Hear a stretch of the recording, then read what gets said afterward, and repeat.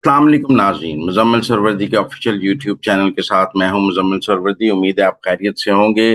मेरे चैनल को लाइक करें, सब्सक्राइब करें, बेल आइकॉन के बटन को दबाएं ताकि मेरी वीडियोस आप तक पहुंच सकें। जंगो जदल की बात कर रहे हैं तो फिर बडगाम एयरबेस पे क्या अमेरिका बमबारी करेगा अफगानिस्तान पे, या ये एयरबेस कैसे हासिल लेगा? देखिए, अफगानिस्तान की हुकूमत को अमेरिका पहले ही तस्लीम नहीं करता है। एड उसने पहले ही खत्म कर दी हुई है, ताउन हर किस्म का पहले ही खत्म है, ट्रैवल बैन्स मौजूद हैं। अब नए क्या हथकंडे हैं जिनके ऊपर बडगाम एयरबेस को हासिल करने की बात की जा सकती है, सबका ख्याल है। और फिर चीन इस एयरबेस को अमेरिका के पास जाने से रोकने के लिए क्या क्या कर सकता है, ये बात अपनी जगह देखनी पड़ेगी। लेकिन हमें ये देखना है कि 1980 की दिहाई में चमन और 1987 में पारा चिनार में पनाह गिज़ीनों के कैंपों पर रशिया ने बमबारी की थी, जिसके बाद पाकिस्तान के F-16 हथियारों ने जवाबी कार्रवाई भी की थी। और पाकिस्तान का हमेशा जब अफगानिस्तान पे किसी फॉरेन फोर्स ने एक्शन किया है तो पाकिस्तान के ऊपर उसका फॉल आउट आया है, चाहे रूस आया है, चाहे नेटो आया है, चाहे अमेरिका आया है। अब अगर अमेरिका दोबारा अफगानिस्तान पे हमला करता है तो फिर क्या होगा, पाकिस्तान पर उसके क्या फॉल आउट्स होंगे, इस पर सब बात कर रहे हैं। लेकिन बडगाम एयरबेस के जो कुछ हो रहा है, इनके जो वो कोई मशक नहीं। सदर ट्रम्प ने अवामी तौर पर इसके मुतालबा किया है और इसकी कदर को चीन के जौहरी मकामात के साथ जोड़ा है।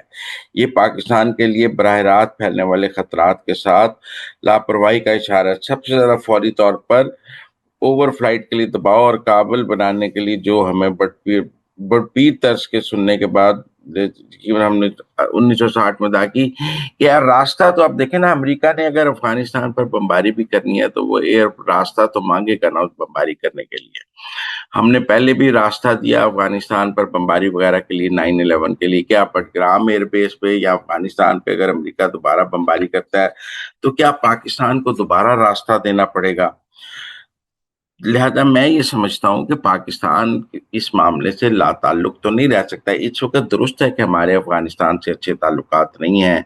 हम इसको अमेरिका और अफगानिस्तान का बाहमी मामला समझ रहे हैं और पाकिस्तान खुद इससे दूर रहने की कोशिश कर रहा है। पाकिस्तान का ये ख्याल है कि हम इस तनाज़े में ना अमेरिका के साथ हैं ना अफगानिस्तान के साथ हैं। अफगानिस्तान ने अपनी बेस देनी है दे दे, नहीं देनी ना देनी ना दे। अमेरिका ने लेनी है ले ले, नहीं लेनी ना ले। तो पाकिस्तान इस तनाज़े में फरीक ना बने। लेकिन ये पॉलिसी एक हद तक रहेगी। लेकिन जब अमेरिका कोई एक्शन करने लगेगा तो पाकिस्तान इस पॉलिसी पे नहीं रह सकता कि हमारा कोई अमल दखल नहीं है।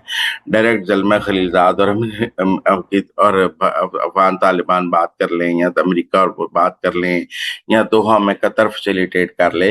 लेकिन मुझे लगता है कि अगर हालात संगीन होंगे और किसी फौजी एक्शन या एयर एक्शन की तरफ जाएंगे तो पाकिस्तान के लिए एक कोई ना कोई एक फैसला करने की मौका आ जाएगा कि वो फैसला क्या होगा। बहरहाल अगली एक खबर है कि 6 इस्लामी मुल्कों के सरबराह जो हैं वो डोनाल्ड ट्रंप को मिल रहे हैं इनमें, और ये 6 बड़े इस्लामी मुल्क हैं जिनके सरबराह डोनाल्ड ट्रंप को मिल रहे हैं। Saudi Arab, Turkey, Pakistan, UAE, Qatar, Malaysia, ये 6 बड़े इस्लामी मुल्क के सरबराहान इकट्ठे डोनाल्ड ट्रंप को मिल रहे हैं। अब ये 6 इस्लामी मुल्क के सरबराहान डोनाल्ड ट्रंप को क्या कहेंगे? क्या ये इसराइल को लगाम डालने की बात करेंगे और कहेंगे कि हम 6 इस्लामी मुल्क के सरबराह जो हैं वो मिलकर ट्रंप को दबाव में ला सकते हैं? और क्या ट्रंप 6 इस्लामी मुल्कों के सरबराहान का एक टेबल पर बैठ के दबाव बर्दाश्त कर लेगा? क्या वहां पर इसराइल का दिफा ट्रंप कर सकेंगे, या ट्रंप क्या कहेंगे इसराइल के बारे में? क्योंकि पहली शिकायत तो ये 6 मुल्कों के सरबराह इसराइल की लगाएंगे ना। आप देखें, ये मुलाकात हो रही है जब सऊदी अरब और पाकिस्तान ने एक दिफाई मुआहिदा कर लिया है और बाकी मुल्क ऐसा दिफाई मुआहिदा कर सकते हैं जो यकीनन अमेरिका के लिए कोई अच्छी बात नहीं होगी। अमेरिका नहीं चाहेगा कि यूएई जो है, और फिर इब्राहिम अकॉर्ड की भी इसमें बात होगी कि इसराइल, जिन मुल्कों ने इसराइल को तस्लीम किया हुआ है कि आप वो मुल्क इसराइल से अलहदा कर लें। फिर फ़लस्तीन रियासत के क़याम की भी बात है। डोनाल्ड ट्रंप ने अभी कहा है कि यूरोप के जो ममालिक फ़लस्तीन की रियासत को तस्लीम कर रहे हैं वो एक कॉस्मेटिक और नुमाइशी सा कदम है, इसके नतीजे में फ़लस्तीनी रियासत कायम नहीं हो जाएगी। अब ये 6 इस्लामी मुल्क क्या मिलकर ट्रंप को कोई ऐसे दबाव में ला सकते हैं कि फ़लस्तीनी रियासत कायम हो जाए? देखें, ये 6 फ़लस्तीन जो हैं, ये इनमें ईरान नहीं है, इनमें कोई ऐसा मुल्क नहीं है जो हमास का बहुत ज्यादा हामी हो। आप समझें, सऊदी अरब हमास का हामी नहीं, यूएई हमास का हामी नहीं, कतर हमास का हामी नहीं, पाकिस्तान हमास का हामी नहीं, काफी हद तक टर्की भी उस तरह हमास का हामी नहीं है जिस तरह हम कहें। तो अब ये तो जो हमास के बारे में अमेरिका और इसराइल की शराइत हैं, वो तो ये इन 6 मुल्क जो हैं, पहले भी जो करारदाद पास हुई है उसमें हमास नहीं है, और हमास को गैर मुसल्लह करना या उस इलाके से निकालना वो तो ठीक है। लेकिन जो ट्रम्प का प्लान है कि जी वहां से फलस्तीनियों को निकाल दिया जाए, उस पर इन 6 इस्लामी मुल्कों के सरबराहान क्या कहेंगे, ये बड़ा अहम सवाल है। क्या ये 6 इस्लामी मुल्कों के सरबराहान ट्रम्प के उस प्लान की तौसीक करेंगे जिसमें फलस्तीनियों को गजा छोड़ने के लिए कहा जाएगा, या वो गजा पर फलस्तीनियों के कंट्रोल के लिए मिलकर कोई एक फार्मूला ट्रम्प को पेश करेंगे? क्योंकि ऐसी इतलात हैं कि ये 6 सरबराहान मिलकर ट्रम्प को एक फलस्तीनी रियासत के क़याम और हमास को गैर मुसल्लह करना और वहां पर फलस्तीनी कंट्रोल के हवाले से एक फार्मूला देंगे जो ट्रम्प के फार्मूले से अलग होगा, और ट्रम्प को कायल किया जाएगा कि वो मुस्लिम ममालिक का फार्मूला का मान ले ताकि बातचीत हल की जानिब चले। अब इसराइल क्या खुश होगा कि ये 6 मुस्लिम ममालिक का जो फार्मूला है वो मान लिया जाए? मैं नहीं समझता।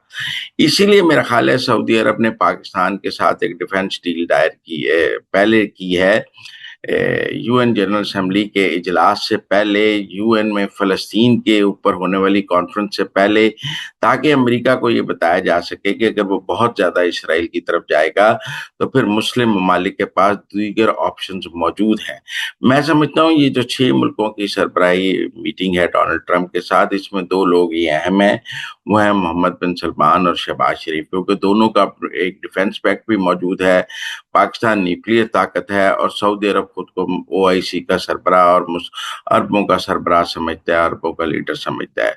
ये 2 मुल्क जो बात करेंगे और तैयब उर्दगान जो बात करेंगे, बाकी उसको फॉलो करने की कोशिश करेंगे। मैं नहीं समझता यूएई कोई ऐसी पोजीशन में है कि अमेरिका के खिलाफ कोई बड़ी बात कर सके, या कतर कोई ऐसी पोजीशन में है कि बड़ी बात कर सके। लेकिन बहरहाल ये जो 6 मुल्कों की सरबराही मीटिंग है डोनाल्ड ट्रंप के साथ, ये अपनी जगह बहुत अहम है और इसके इसके बहुत दूररस नताइज होंगे। इस मीटिंग में अगर कोई ब्रेक थ्रू हो जाता है, वो आलमी मंजरनामा बदल देगा, और अगर इस मीटिंग में कोई ब्रेक थ्रू नहीं होता और ये मीटिंग नाकाम हो जाती हैं, तो फिर आलमी मंजरनामा अरब अरब ममालिक के हवाले से, मशरिक वस्ता के हवाले से और दीगर हवाले से काफी बदल जाएगा। भारत से भी एक खबर है, नरेंद्र मोदी साहब ने अमरीकी मसनूआत के बाइकॉट की अपील कर दी है।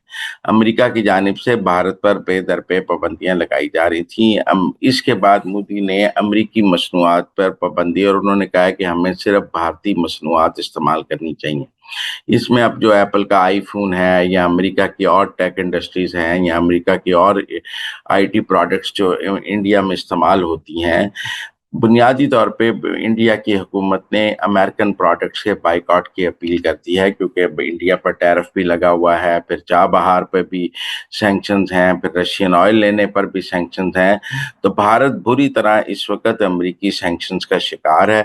तो इसलिए भारत में हम देख रहे हैं Aahista Aahista anti America sentiment, और अब नरेंद्र मोदी ने ये ऐलान किए, भारतीयों से अपील की है कि वो फॉरेन प्रोडक्ट्स इस्तेमाल ना करें और सिर्फ मेड इन इंडिया प्रोडक्ट्स इस्तेमाल करें, जिसका एक मतलब ये भी लिया जा रहा है कि उन्होंने अमेरिकन प्रोडक्ट्स के बाइकआउट की बात की है, क्योंकि वहाँ चाइनीज प्रोडक्ट्स तो इतनी बिकती नहीं है, रशियन प्रोडक्ट्स कोई है नहीं इतनी, रशिया के साथ तो सिर्फ असले की है ज्यादा, वहाँ माल तो फिर अमेरिका का बिक रहा था या यूरोप का बिक रहा था। तो ये जो बाइकआउट है ये अमेरिका के लिए अपील है। अब क्या इसके नतीजे में अमेरिका की सेल वहाँ प्रोडक्ट्स की गिरेगी, तो उसके नतीजे में क्या अमेरिका कोई दबाव में आएगा या नहीं आएगा, क्योंकि H1 वीजे के हवाले से भी इंडिया पर बहुत दबाव है, और कांग्रेस जो है वो दिन ब दिन मोदी पर दबाव बढ़ा रही है कि वो एक नाकाम वजीर आजम है। इससे निकलने के लिए अभी तो मोदी ने इंडियंस को यही अपील की है कि वो मेड इन इंडिया चीजें यूज करें और मेड इन अमेरिका चीजें यूज ना करें। नाज़रीन, आपने बहुत सुना होगा KDCR सियालकोट जो संगेड़ा साहब की गिरफ्तारी, करप्शन, और तब भी हमें ये सामने आया कि एक हाउसिंग सोसाइटी के एनओसी की लड़ाई थी जिसके नतीजे में वो जेल पहुंच गए। और ये जो हाउसिंग सोसाइटी की और एडिशनल डिप्टी कमिश्नर्स की लड़ाई है, ये पूरे पंजाब में अब हमें नजर आ रही है। गैर कानूनी हाउसिंग सोसाइटियों वाले एनओसी लेने के लिए एडीसी के पास पहुंचते हैं, लड़ाई होती है। ये रियल स्टेट माफिया हाउसिंग सोसाइटियों के मालकान बहुत मजबूत होते हैं, ताकतवर होते हैं। जिनका हाथ पड़ जाए वो एडीसी को खा जाते हैं, जिनका जिनका हाथ ना पड़े, जिनकी ब्रीफ केस चल जाए तो ब्रीफ केस से काम करा चला लेते हैं, सिफारिश से चला लेते हैं। तो ये लड़ाइयाँ पूरे पंजाब में हमें नजर आ रही हैं, बल्कि पूरे पाकिस्तान में नजर आ रही हैं। लेकिन मैं अभी आपसे एक बड़ी दिलचस्प लड़ाई रहीम यार खान की आपको सुनाना चाहता हूँ। रहीम यार खान के एडीसी हैं इरफान अनवर साहब, और वहां से मुस्लिम लीग नून के साबिक एमएनए हैं मियां इम्तियाज साहब, और उनके साथ एक एमपी हैं महमूद चीमा साहब। अब इनकी एडीसी से इरफान अनवर से लड़ाई हुई है।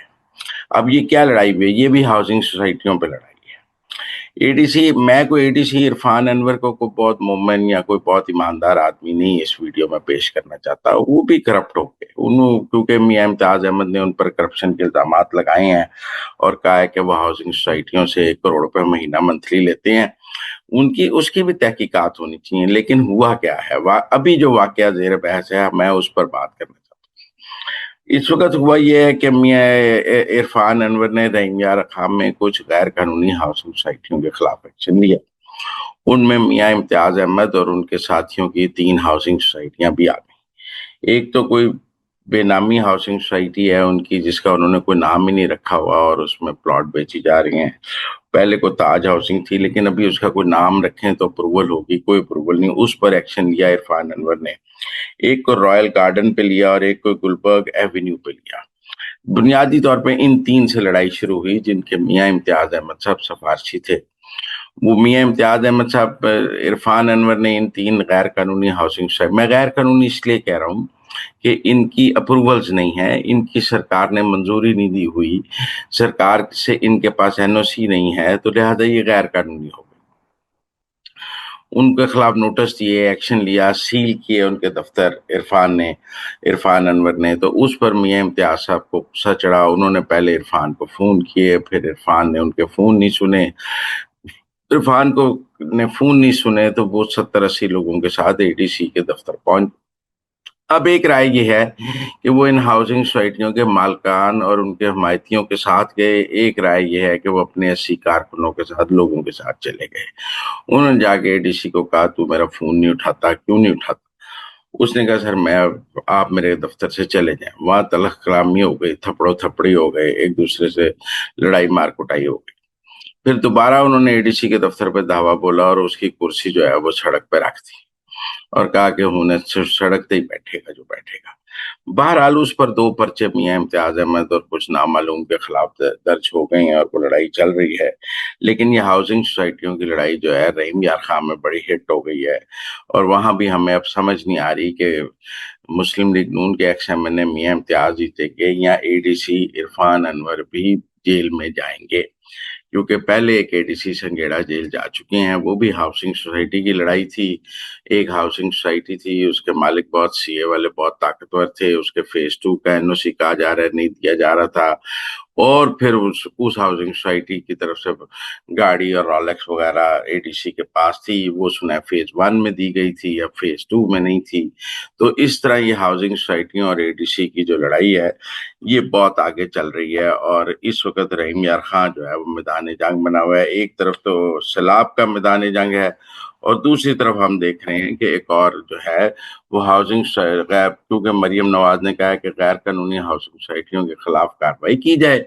अब वो गैर, इस वक्त अफसरशाही जो है वो गैर कानूनी हाउसिंग सोसाइटियों के खिलाफ जब कार्रवाई करने निकली है, तो क्या कहते हैं, मुड़ के देखा तो अपने ही उससे मुलाकात हो गई। तो आगे तो मुस्लिम लीग नून के लोग भी सामने आ रहे हैं, पीटीआई के लोग भी आ रहे हैं, पीपल्स पार्टी के लोग भी आ रहे हैं, लेकिन मुस्लिम लीग नून के लोग ज्यादा मज़ाहमत कर रहे हैं और एडीसी जो है वो उनको उनके खिलाफ कार्रवाई कर रही हैं। तो परेशानी हो रही है। अब ये मरियम नवाज का एक बड़ा इम्तिहान है कि वो इनके साथ क्या सलूक